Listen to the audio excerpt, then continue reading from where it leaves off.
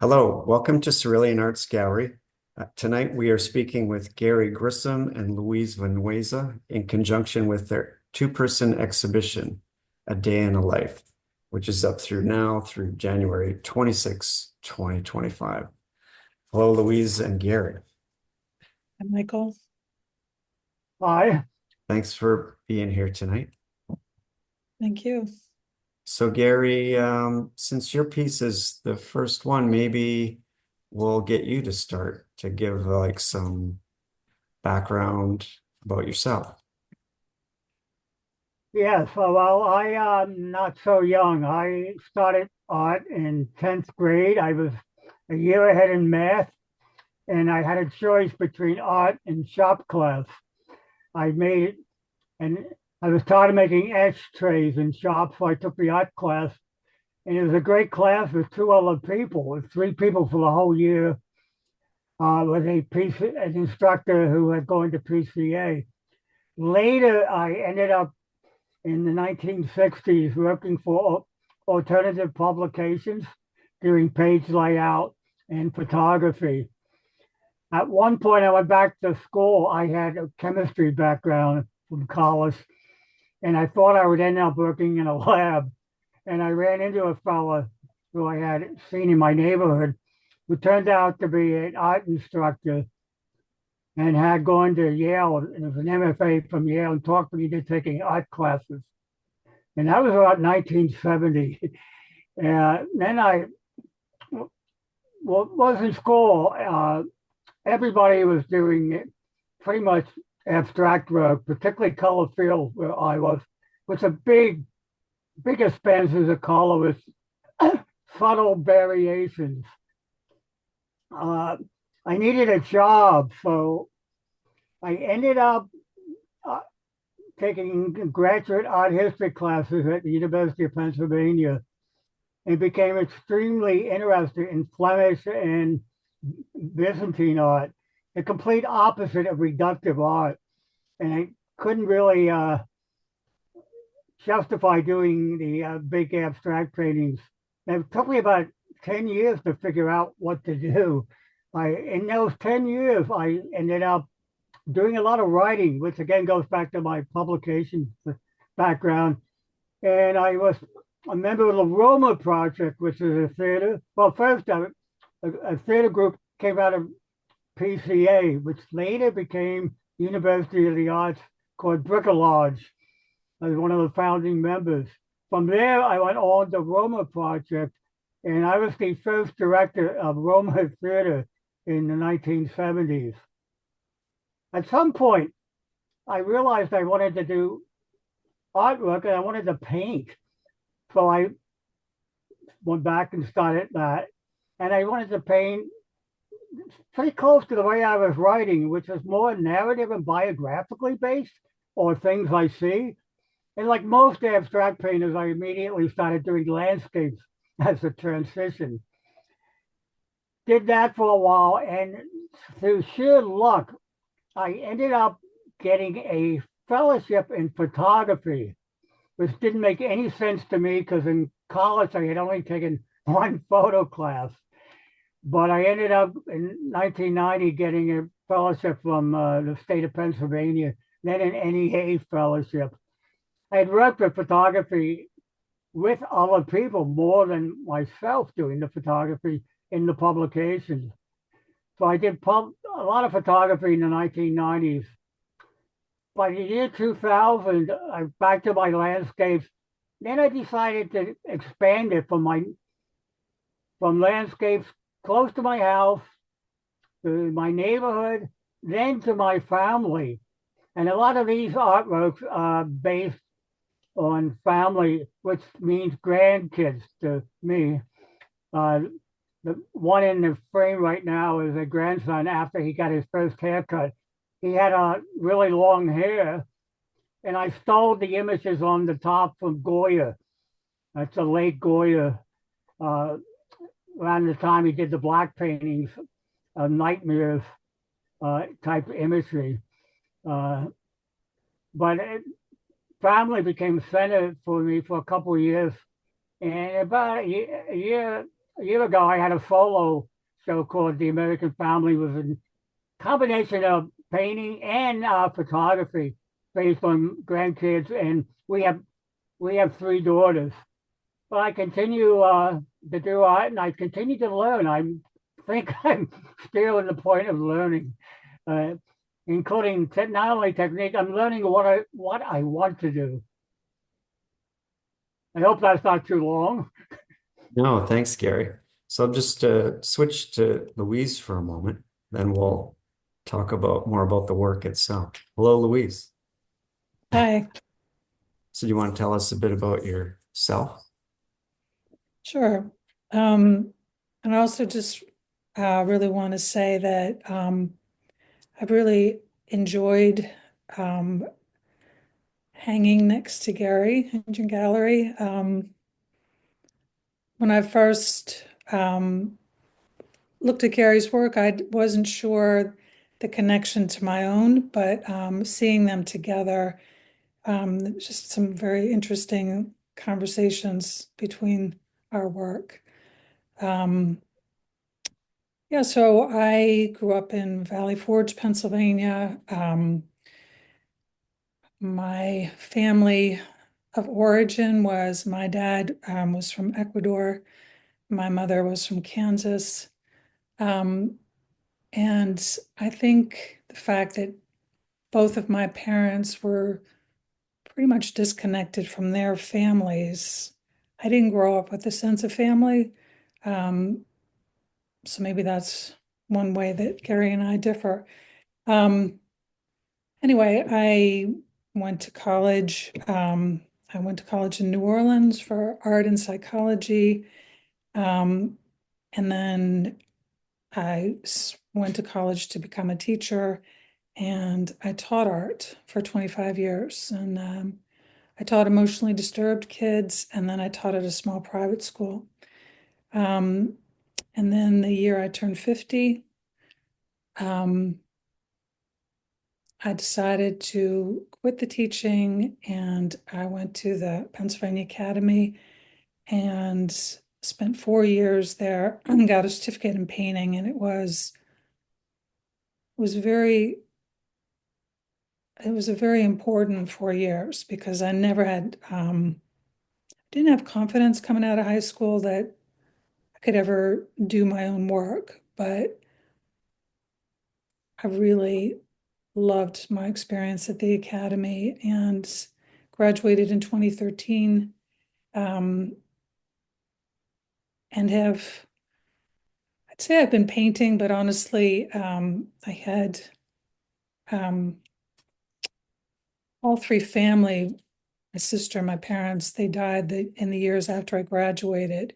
And after the last one died, my husband and I drove to Maine, and we found a house up here, and we bought it, and we've been living up here in Down East Maine for a year, and it's a huge shift.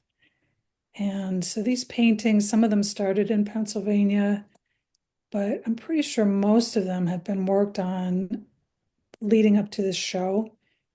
Um, and if there's a theme, I never start off with a theme, but sometimes in looking at the work afterwards, I sometimes have personal themes, they're, I don't know, maybe they're spiritual or something, but something that I kept thinking about in this move to Maine was to try to integrate like dark and light, because I would say that my recent life had a lot of dark, difficult, difficulties I was working with, and wanting to understand them without just hiding them under the rug. So this black and white one in particular, that whole painting was done up here.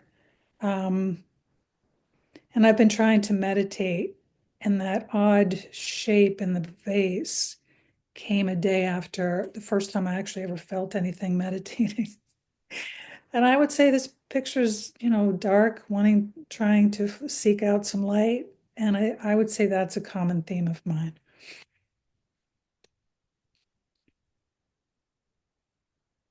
Thank you, Louise. Thanks. So after spending some time with the show, it seems to me that, Gary, your out outlook is more external, while Louise, yours is more internal. Do you think that's accurate? I do. Uh, Although I probably have more similarities with Louise than is obvious. My parents, I'm half from Oklahoma and half of an Irish grandmother from Philadelphia who raised me. My other family is from Okmulgee, Oklahoma, not too far from Kansas. That's right. It's a totally different world. Mhm. That's the Creek Reservation, in fact, is Okmulgee. Uh, it's easier for me to probably do external work than internal work, to be honest. And I think because I spent so much time in the art history world, I tend to also do external work. I had a job cataloging art history slides, creating collections for colleges. Best job I ever had. I looked at slides all day, back when people taught with slides. But I would agree, external. What, when you put together your work, what references are you pulling for it? Is that both of us or Gary? Well, Gary first, then you, Louise. Right. Well, because I had this show called An American Family, based on the thesis that my family, we have every kind of human except somebody from the Middle East. We desperately need a Muslim at this point. We, we have Afro Americans, we have Mexicans. So, and considering the current political climate, I thought it was really representative of what America should be or could be, which seems to be causing some tensions in the culture. I wanted to show a family which we somehow survived. Uh, the other work, still life, my mentor was a still life painter. So he had to like drum in my head I should do still life, particularly because he thought I needed more understanding of space, and still life was a good way of teaching painterly space. Uh, So are you working from observation and photo references? and made up references that do not exist anywhere on the planet. Yes. Uh-huh. Eh, Again, coming from starting out painting these grid paintings of subtle color variation, color has always been important to me. It took me a long time to realize how important drawing is. Now I'm probably more fanatical about it than I've ever been. Right. I do things backwards.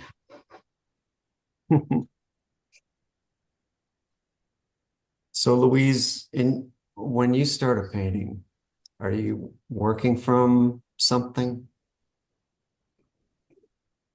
Usually not. Um, Sometimes, in that they change so much during the making of them, I can't honestly remember. This painting started off with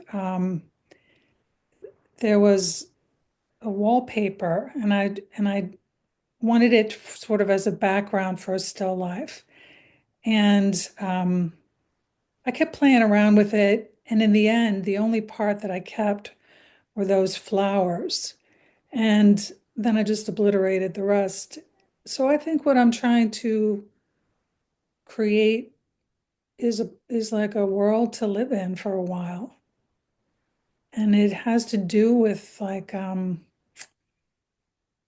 don't know, like they tend to, I think I'm sort of after some emotional state. Yeah, so a lot of my paintings have to do with night and the moon, and there's something kind of magical about that. What's crazy about this painting, and Mike, I don't know if you remember from the last show, this underneath that moth is a figure. So this was left over from PAFA. Actually, it was Alex Konevsky's class, and there's a woman Ah, behind, and I kept the canvas because again, it was like a big canvas. And I guess I put the wings on her and then I painted the night scene and then I painted her out. You can barely see her arm under there. So that the idea of transformation is interesting to me. Um, and just kind of the idea of the border of reality. Um, so I think something will trigger my imagination and I just kind of keep going with it. And sometimes it helps to paint on something that's previously there. It's kind of a reaction. Like sometimes I just want to paint it out, and then it gives me, in the process of doing that, I start to come up with some ideas about what it could be. But the one with the shell, that is a shell. I mean, I have shells, but the rest is made up. And I loved seeing it next to Gary's shell.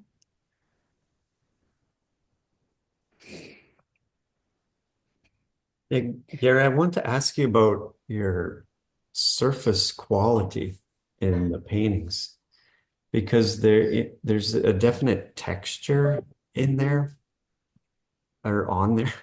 Uh, it's like in addition to and somewhat separate from the thing that's being represented. So, can you talk about that? Yeah, I think it comes from, I really, really love paint. My first experience with paint, my mother, who was a neurologist, gave me a paint by numbers kit in the 60s.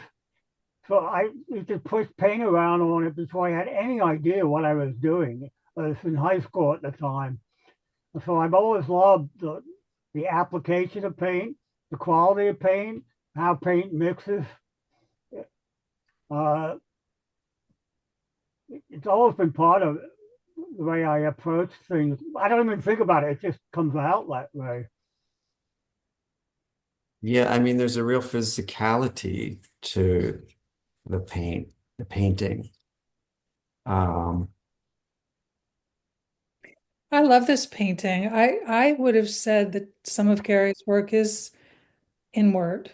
I was interested in what you said about Faith Ringgold painting what's there or something about reality. And when I look at this is not it's nothing I've ever seen at the beach. And it's I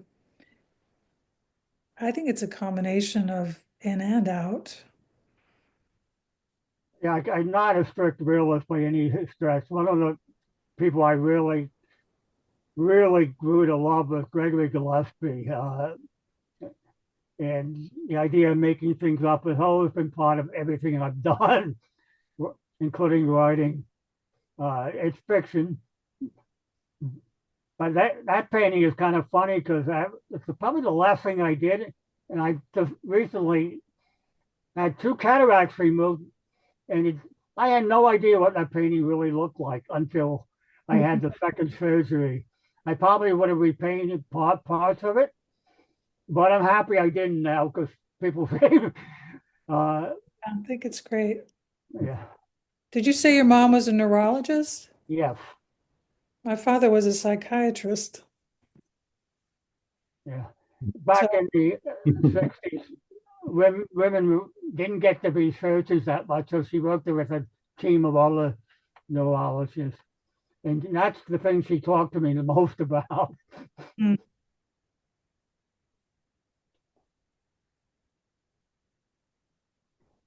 Paint and surface seems important to you as well, Louise.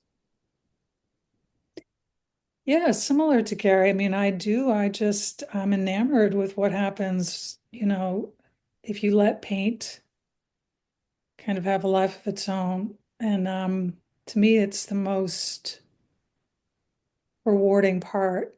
I tend to be pretty super controlling to a point, and then I get frustrated. And um, this one is based on the Aurora Borealis because I did have an opportunity to see it up here in the fall, and it was just the most amazing phenomena. I've always wanted to see it, and I was not looking for it, but um, it just appeared in the night sky when I was driving home from a yoga class. So Was the boat in the painting when you started, or did it come about later? yeah, no, if this was a painting that I had that I was not particularly satisfied with. So boats and the ocean have been a reoccurring theme for a long time, and it's the idea of living by the ocean has been a dream really since I was about 24. Um, and our house is right by the ocean, so I do feel like amazingly settled, like I've gotten someplace where I was supposed to get. And so these themes of the ocean are, I think this started in Pennsylvania, but I finished it up here. This one's a little creepy. I can't quite figure out, like,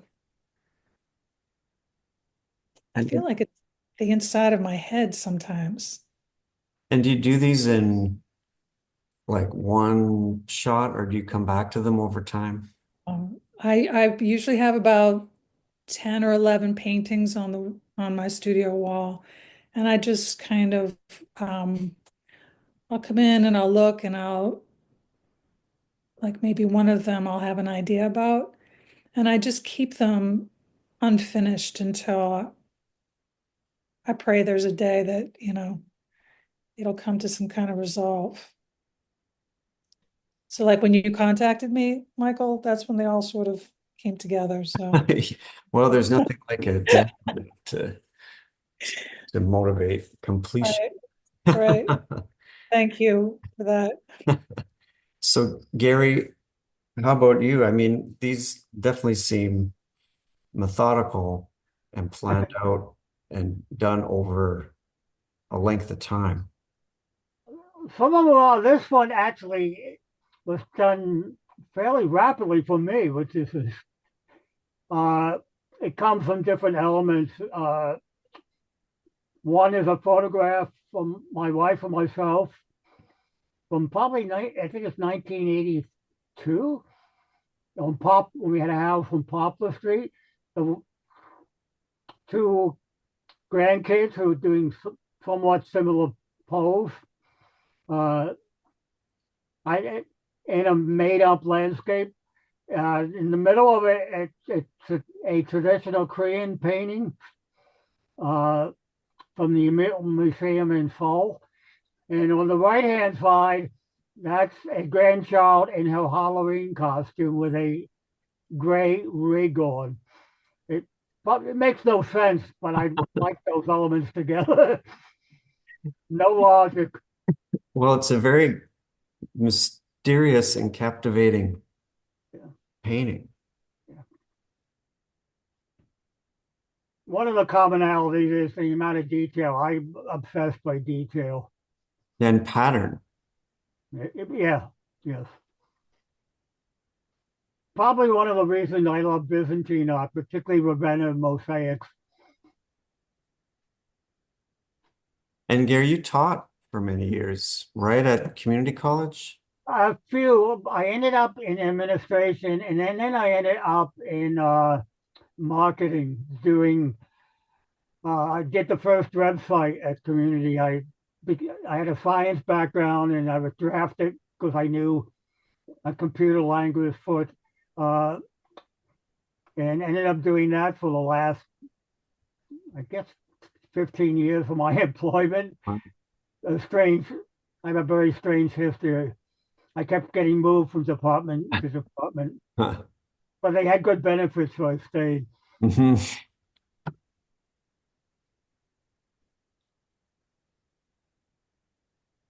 This is an interesting grouping, I have to say. Like it's very, I don't know, there's something very satisfying about the way these all oddly complement each other. Well, and it's Tina's Hey, doing. She laid out the show.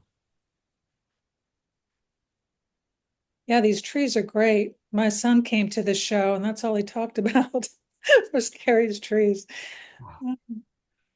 I've been obsessed by drawing trees from the beginning. And that's a real place on Drexel Avenue in Overbrook.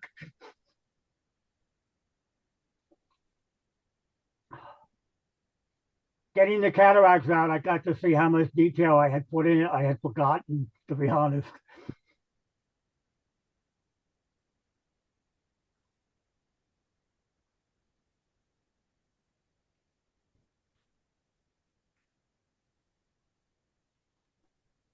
I think what attracted me to that location again is the detail between the stones and the trees in the ground.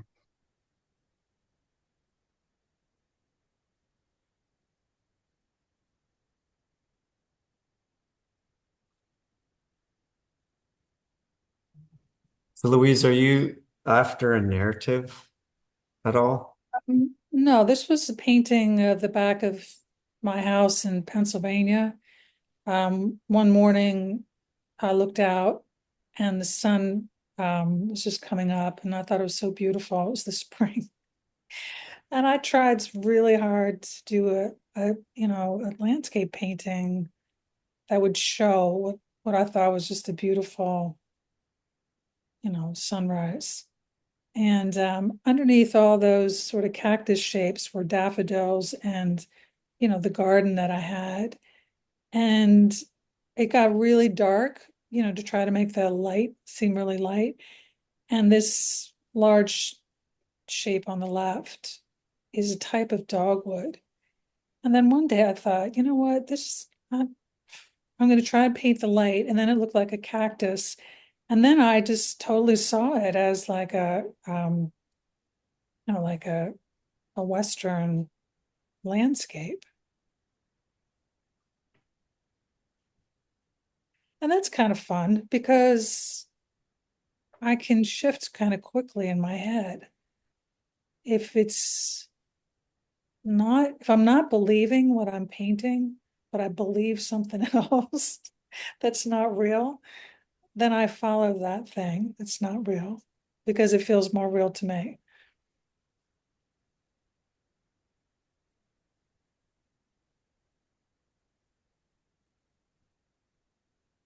This is a weird one. This one was painted right around, obviously right around the election. So, I mean, the whole landscape part was just some idea I was trying to do.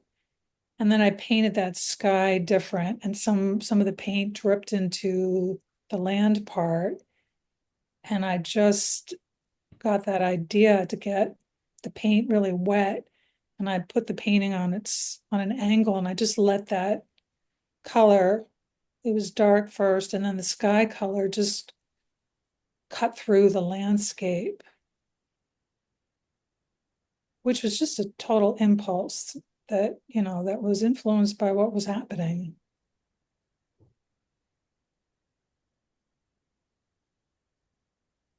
Call it fault line. Yeah. So those are like supposed to be statues. And I mean, it was a whole different concept in the beginning. And I would say that most of my paintings are like just kind of an exploration of ideas. And it's why the paint builds up, because I'm really just trying to, I don't know, trying to discover something. So I'm curious for the both of you, do you find you do better like when you're fresh and alert, or when you're tired and your defenses are down, or both?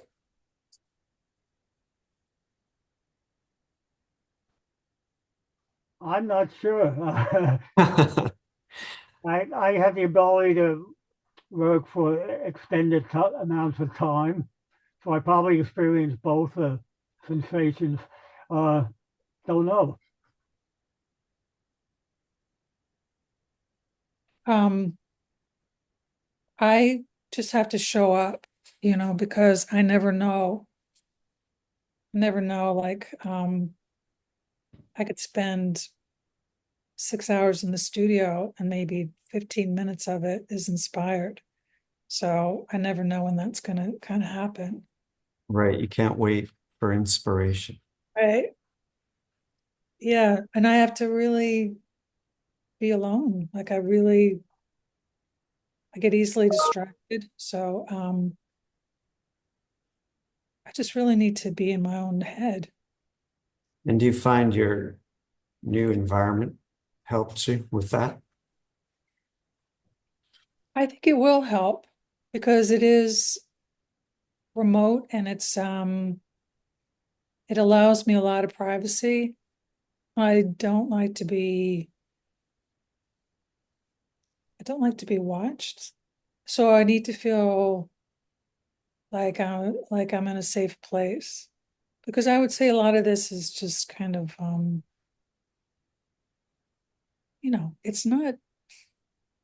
it's personal, it's not entirely accessible. Oh, here's that cow. Oh, wait, let me spotlight you here. That's the that's the cow. Those four paintings were just leftover paint at the end of a painting session. They were just abstracts. They were just abstractions, and but I was interested in them because they reminded me of a landscape or landscapes. And then again, Michael, because I had to like try to finish it. I just I looked at each one and tried to think about it as a whole. This one's called House of Sky. The house that I live in is it's a 3-story section in the middle that an architect built, and the third floor has windows all around and it faces the ocean. And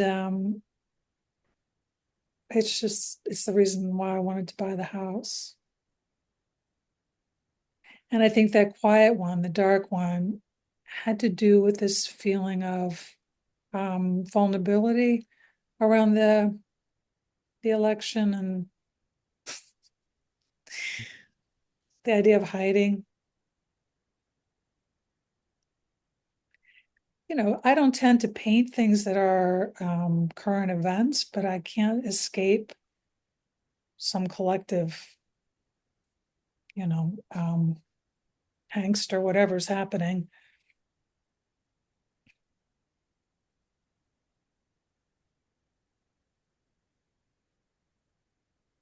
So Gary, you must have had a pretty busy household with three daughters and then grandkids. So how do you like seclude yourself?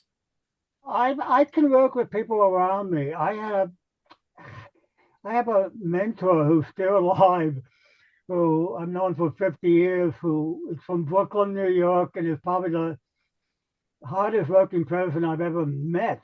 When I first met her, her studio, it's Diane Burko, who some people know. Diane would paint with the AM radio on it. It used to drive me absolutely batty, but she could work under any condition, and her whole work ethic. I think I inherited some of it.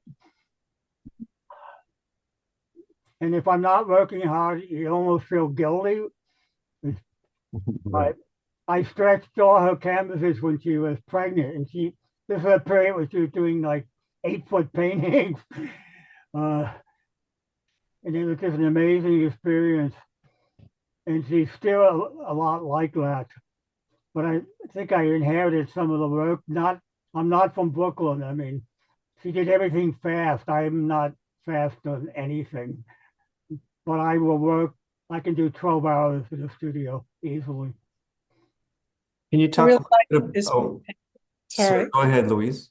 I really like this painting, Gary. This one really, I just love the interaction with the figures and the vegetation kind of reminds me of do you know Lucian Freud's paintings of Oh yes, it's got that real Lucid Floyd was a real revelation to me. I saw the Met show, and somebody talked me into going. I was convinced I would hate it, and came away incredibly impressed. yeah. Yeah, I was going to ask you, Gary, to speak a little bit about this painting. Like what's going on? It's two of the grandkids. Uh, the landscape is based probably on a lot of landscapes I painted throughout the years, and there's a little part of Fairmount Park. I live in Overbrook, and a few blocks from here, there is a little section of the park. It runs into Cobb's Creek. I spent a lot of time down there doing both photography and artwork. So, but it's totally made out of my head. And I added the little doll from some other source. I don't remember exactly where. Uh, I, it's funny because when I first did it, I thought I would never show this painting, and I've actually shown it two times now.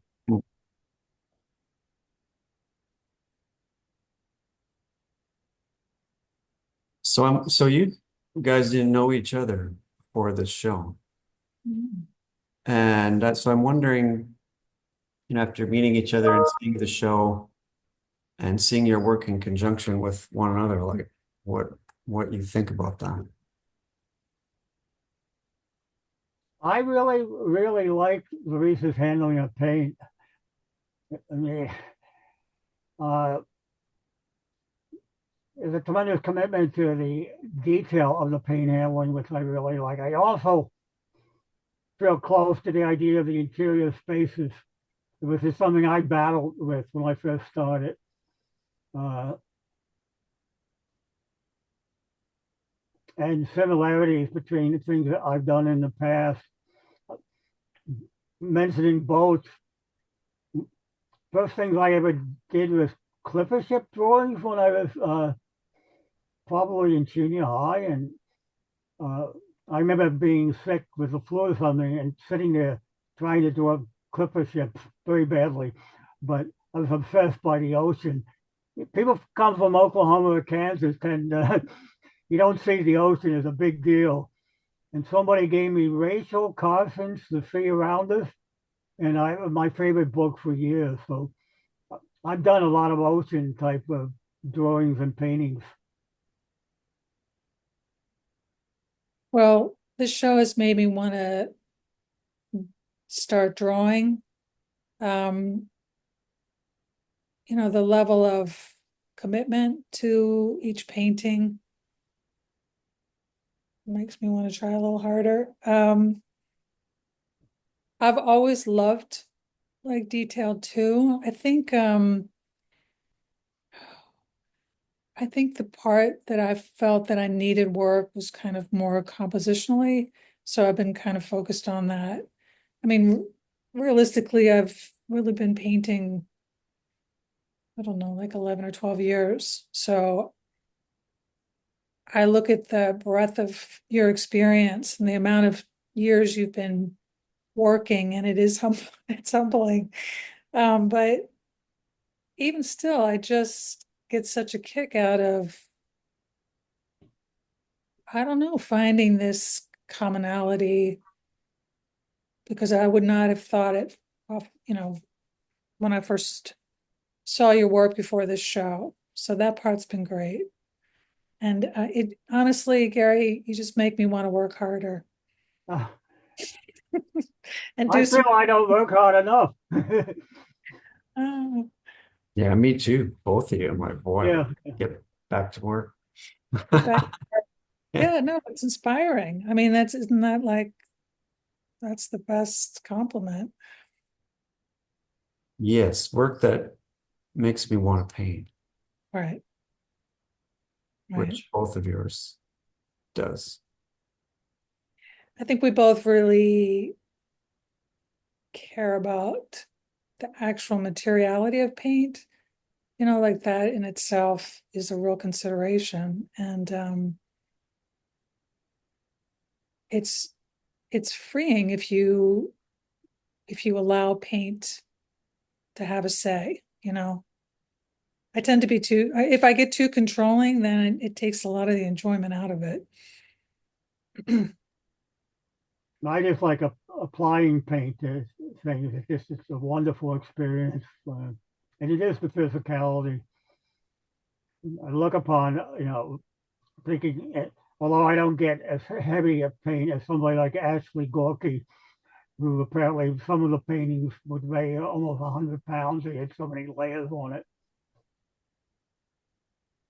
I remember a critic at the Academy, she was critiquing somebody's homework assignment, and it was hanging on the wall, and she sort of pointed to it, and she said to this student, she said, "Were you bored when you did this?" And I was like, "Oh my God, that says a lot. And I look at your work and I would never say that.